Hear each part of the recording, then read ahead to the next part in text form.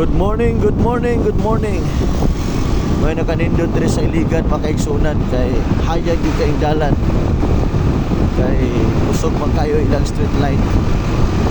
Pag sulod din mo iligan, hayag na kayo ang highway.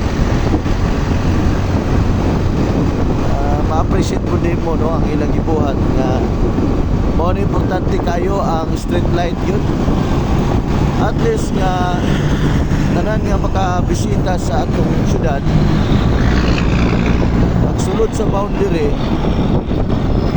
kita na nimo hayag kayo ang highway. Yan nimo mabaliw makaigsunan unsa ka importante ang kahayag.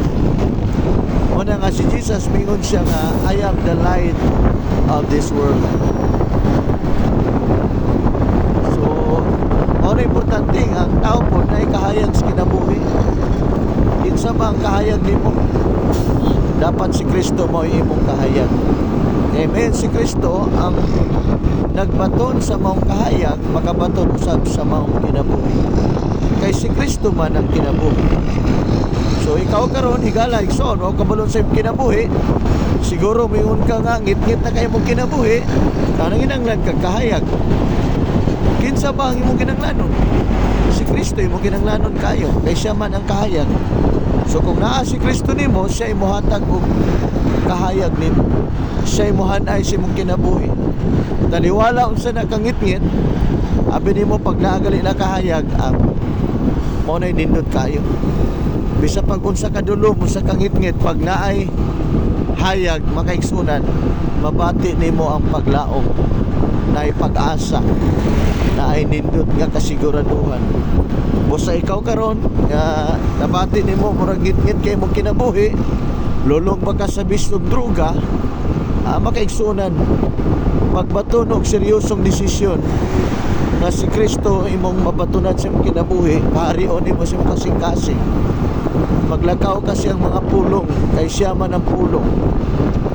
So nanginanglan ka siyang pulong, ang pulong mo imuhatag og perfect guide sa imong kinabuhi aron nga mabatunan nimo ang pagkahadlok sa Dios.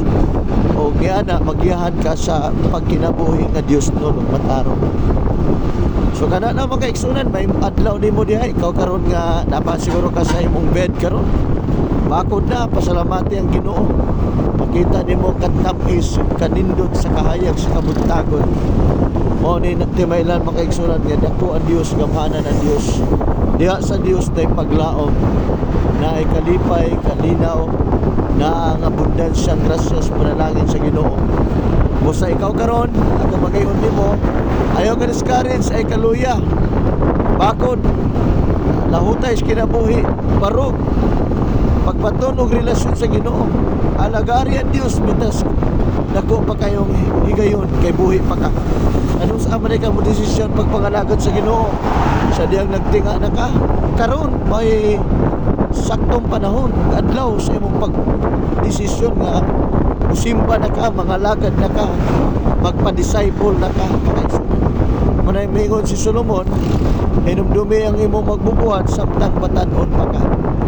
So samtang batanon pa ka, but pasabot, samtang hanapa kay puso, samtang makahimo pa ka. So busa igsoon, salamat kayo nga naminaw ka karon. I-share niya itong video at least nga makahimo ta sa pagdasig po sa uban.